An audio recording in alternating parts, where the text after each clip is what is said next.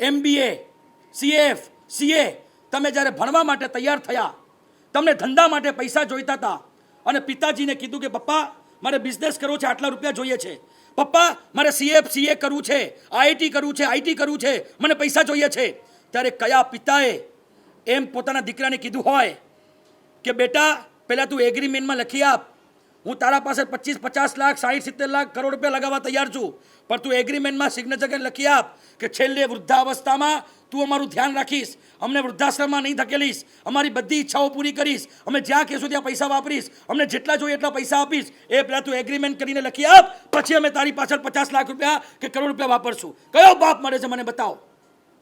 મળશે આવો કોઈ બાપ? મળશે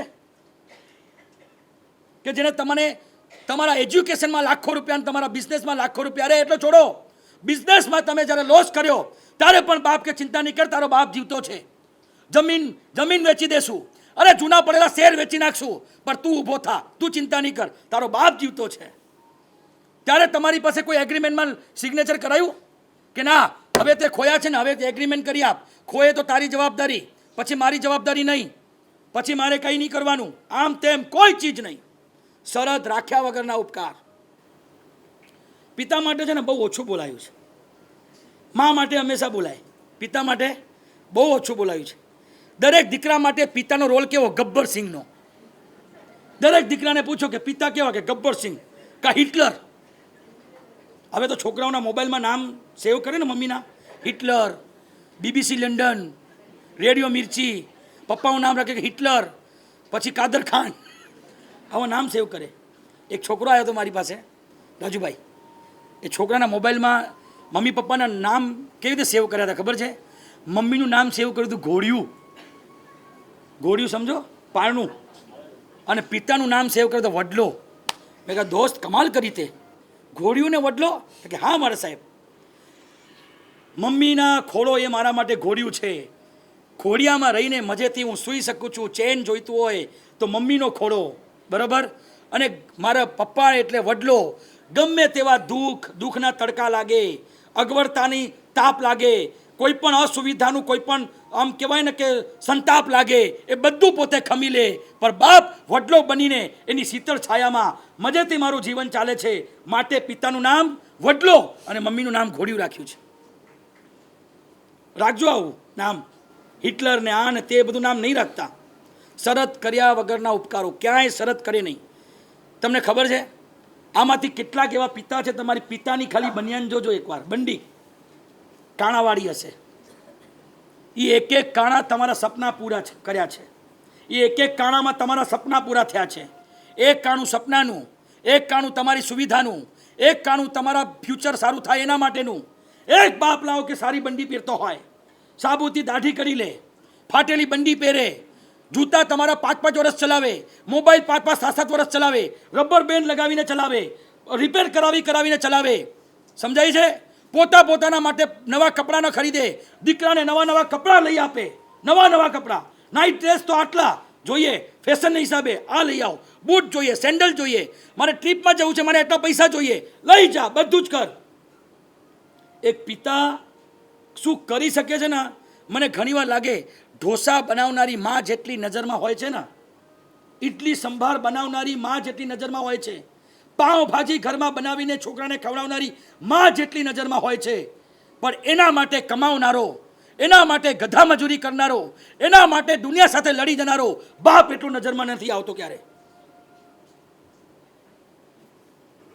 મેં એવા પિતાઓ જોયા છે, ઘરમાં એન્ટર કરે ને તો બધા એટેન્શનમાં આવી જાય, આખું ખાનદાન એનાથી ડરે, એક હાકોટો પડે બધા આમ સાઈડમાં બેસી જાય. અને જ્યારે પોતાના છોકરાઓ સ્કૂલમાં ભણતા હોય, અત્યારે કંઈ મોટી મસ્તી કરીને આવે, પ્રિન્સિપલ કાગળ લખે કે ભાઈ તમારા છોકરાને અમારા સ્કૂલમાંથી કાઢવાની હવે અમે તૈયારી કરી રહ્યા છે, તમારા છોકરાને બહુ ત્રાસ વધી ગયો છે. જે બાપ કે જેના વચનથી લોકો ડરી જતા હોય, જેની એન્ટ્રી માત્રથી બધાની બોલતી બંધ થઈ જતી હોય, જેની ફેક્ટરીમાં કેટલાય માણસો કામ કરતા હોય, એ બાપ બે કોળીના પ્રિન્સિપલ સામે આમ પગે પડી જાય, સાહેબ પ્લીઝ સાહેબ મારા દીકરાને તમે કાઢતા નહીં, પ્લીઝ સાહેબ મારા દીકરાને તમે કાઢતા નહીં, બેસાડી દો. જીવનમાં હું લેખક બન્યો, એમાં સૌથી પહેલું આર્ટિકલ મા ઉપર લખેલું, પછી મને સમજાણું કે મા ઉપર નહીં પિતા ઉપર લખાવવું જોઈતું હતું. અને મેં પ્રાયશ્ચિત રૂપે મેં બીજું આર્ટિકલ મારા પિતા પર લખ્યું, હેડિંગ આપ્યું હતું, આંસુ પિતા આવડે એનું નામ પિતા. એનું હેડિંગ આપ્યું હતું મેં, આંસુ પિતા આવડે એનું નામ પિતા. રડતી માં છે ને જેટલી નજરમાં આવે ને, કેમ કે માના આંસુ આંખની બહાર આવે છે, બાપના આંસુ અંદર ઉતરતા હોય છે. સમજાય છે? એવા પિતા કે જેને આપણે અસ્તિત્વમાં હંમેશા ગુસ્સામાં જોયા છે, પણ એમના ગુસ્સા પાછળની લાગણી. પિતા છે ને કોકોનેટ પર્સનાલિટી છે, એટલું યાદ રાખજો. કોકોનેટ કેવું હોય? બહારથી એકદમ કડક, અંદરથી પાણીવાળું એકદમ નરમ. મમ્મી એટલે મેંગો પર્સનાલિટી છે, બધી જગ્યાએથી સોફ્ટ, બહારથી પણ સોફ્ટ, અંદરથી પણ સોફ્ટ. જ્યાંથી ચાખો ત્યાંથી મીઠી, બરાબર. અને આપણે દીકરા કેવા છીએ ખબર? થર્મોસ પર્સનાલિટીવાળા છીએ. ખોલો એટલે ધુમાડો જ નીકળે. સમજાયું? આ કોકોનેટ પર્સનાલિટી, આ મેંગો પર્સનાલિટી, અને આપણે થર્મોસ પર્સનાલિટી. ખોલો એને ઘણી વાર ખબર છે એકદમ એવી એર ભરાઈ ગઈ હોય ને, જેવું કોઈ ધપ કરતો અવાજ આવે અને આમ આખું ઢાંકણું ઉછળે. આવી પર્સનાલિટી સામે આવું નહીં કરો તમે પ્લીઝ. એ બાપ જેનો ઘરમાં વગ પડતો હોય, જેનાથી આખું ખાનદાન ડરતું હોય, એ બે કોડીના પ્રિન્સિપલના પગે પડીને કહે કે પ્લીઝ સાહેબ મારા દીકરાને બચાવી લો સાહેબ પ્લીઝ. હવે હું ગેરંટી આપું, તમે કહો તો કોરા કાગળ પર લખી આપું, સિગ્નેચર કરી આપું, હવે મારો દીકરો મસ્તી નહીં કરે. આ જ્યારે બાપને કોકના પગમાં પડતા જોઈએ ત્યારે વિચાર કરજો કે બાપ પોતાના દીકરાના ફ્યુચર માટે કોઈના પણ પગે પડવા તૈયાર હોય છે. પિતા માટે બહુ સરસ પંક્તિ વાંચેલી મેં.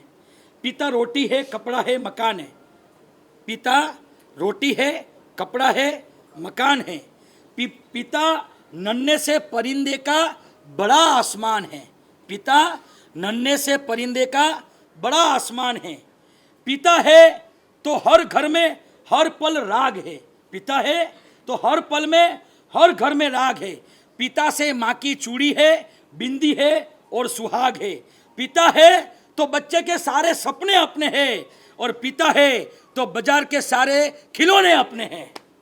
આવું પિતાનું અસ્તિત્વ આપણે ખરેખર ભૂલી ગયા છે કે પિતાજી શું હોઈ શકે. એક છોકરો પોતાના ગામડે દાદા દાદી પાસે રહેવા ગયેલો અને દાદા દાદી પાસે ઘરે રહેવા ગયો એટલે અમે કેરીની રસની સિઝન, કેરીના રસને ઠંડુ કરવા માટે ઘરમાં બરફ આવેલું, બરફ ભીના કંતાનમાં છુપાવેલું હતું. છોકરાઓ રમતા હતા, રમતા રમતા શું થયું, બધા જ કામમાં વ્યસ્ત હતા અને અચાનક શું કર્યું ખબર છે? ઓલો છોકરો આવે, થોડું બરફ તોડી અને ખાઈને પાછો જતો રહે. 2-4 મિનિટમાં પાછું આવે, પાછું બરફનો ટુકડો તોડી અને આમ ચૂસીને પાછો લઈ જાય. એટલું બધું બરફ ખાઈ ગયો કે એને રાત્રે નિમોનિયા થઈ ગયું અને રાત્રે એવી ખાંસી ચડી, એ શ્વાસ લે તો અંદરથી સીટી વાગે, આમ સર સર સર આવો અવાજ આવે. હવે આ એકદમ સ્થિતિ બગડી વધારે પડતું બરફ ખાવાના કારણે. અને પછી ડૉક્ટર પાસે લઈ ગયા. ડૉક્ટર કહે કે ભાઈ અમે આ નાનકડા ગામડામાં બીજી કોઈ વ્યવસ્થા નહીં કરી શકીએ. છોકરો શ્વાસ ન લઈ શકે, શ્વાસ લે તો છાતીના ભાગથી આમ ઊંચો થાય, શ્વાસ ન લેવાય એને, મમ્મી મમ્મી કરે, પપ્પા કંઈક કરો, હું શ્વાસ નથી લઈ શકતો, આવું કરે. પછી ગામમાં એક જૂના બેન જે ઓસડિયાના જાણકાર, જૂના ઘરગથ્થા ઓસડિયા હોય ને એના જાણકાર, એને લાવ્યા. બેન કંઈક કરો ને, આ સ્થિતિ લઈ જશું રસ્તામાં કંઈક અનહોની ન બની જાય. હવે તમે જે તમારા આધાર છો પ્લીઝ. બાપ રાત્રે 1:30 વાગે એ બેનના ઘર ખખડાવે છે, બેનના પગે પડી ગયો, પ્લીઝ મારા દીકરા માટે કંઈક કરો. બેનના ભલા માણસ, ભલા હૃદયના વ્યક્તિ આવ્યા, જોયું, લાગ્યું કે બહુ હાલત ગંભીર છે. અમારા ઓસડિયા વિજ્ઞાનમાં હવે એક જ વસ્તુ કામ કરી શકે એમ છે, કબૂતરની ચરક લઈ આવો, એને લસોટી અમુક એમાં પદાર્થ નાખી અને જો છાતીમાં વિલેપન કરાય તો કદાચ આ છોકરાની જે એની હેડકી ઉપડી છે, જેને કફ ભરાઈ ગયો છે, જે નિમોનિયા થઈ ગયું છે, જેના કારણે શ્વાસ નથી લઈ શકતો, એમાં રાહત મળી શકે એમ છે. હવે રાતના 1:30 વાગે કબૂતરની ચરક, પાછી એવું નહીં કે આટલી, કમસે કમ 250-300 ગ્રામ જોઈએ આખા છાતી પર વિલેપન કરવા માટે. હવે લાવી ક્યાંથી? પિતા ટેન્શનમાં આમથી આમ આટા મારે છે, શું કરું, ક્યાંથી લાવું આટલી બધી ચરક? અચાનક યાદ આવ્યું, દેરાસરમાં બધા કબૂતરો બેસે છે, આખું દેરાસર કબૂતરની ચરકમાં એમાં લાગેલું હોય છે. દોડ્યા 1:30 વાગે, દેરાસરના બધા બંધ હતા, બધા દરવાજા બંધ હોય, એક મોટી બાઉન્ડ્રી લગભગ 15 ફૂટની, ગમે તેમ કહીને બાપ ચડ્યો, અંદર કૂદ્યો. અંદર કૂદીને કોઈ લાકડાના માછડા બાંધેલા નહીં, દેરાસરની કોટણીમાં પગ આ મૂક્યો, અહીંયા મૂક્યો. વિચાર નથી કે મારું રાતના લાઈટ કોઈ છે નહીં, અંધારામાં એક હાથ ફસલ્યો, એક પગ આમ લસરી ગયું અને સીધું પડીશ, મારું માથું ફાટી જશે, હું મરી જઈશ, હું મરું એની મને ચિંતા નથી, મારો દીકરો જીવતો રહેવો જોઈએ. આવું રિસ્ક લેવા તૈયાર થયા અને એના પિતા ઉપર ચડ્યા. ઉપર ચડીને હવે એ જે ચરક લાગેલી હતી દેરાસરમાં એ કોતરવાની કેવી રીતે? નખથી કોતર્યા. નખથી કોતરે, આમ આમ કોતરે, પાછી થોડીમાં ખિસ્સામાં નાખે, પછી આમ કોતરે, પછી થેલીમાં ભેગે પછી ખિસ્સામાં નાખે, પછી આ ખિસ્સું આ ખિસ્સું, આટલું બધું ફર્યું. તમે માનશો નહીં, એ બાપના 10 આંગણામાં નખથી કોતરવાના કારણે એટલું બધું લોહી નીકળ્યું, નખ ઉખડી ગયા, નખમાં ચીરા પડી ગયા અને લોહી નીકળ્યું, પણ એની કોઈ પરવા નથી, મારો દીકરો જીવતો રહેવો જોઈએ બસ. અને પોતે પછી લઈ આવ્યા, લો બેન જલ્દી મારા દીકરાને સાજો કરો. અને એને રસોટી લગાડ્યું. સવારે બહુ સ્વસ્થ છોકરો થઈ ગયો. સીટી જે આવતી હતી શ્વાસમાં, જે ઘરરાટી બોલાતી હતી એ બંધ થઈ ગઈ. છોકરો આઉટ ઓફ ડેન્જર થઈ ગયો. તમને ખબર છે એ પિતા એટલે અત્યારે આપણા એક દિગ્ગજ આચાર્ય ભગવાન છે અને એના 2 દીકરા એ પણ બહુ મોટા દિગ્ગજ આચાર્ય ભગવાન છે.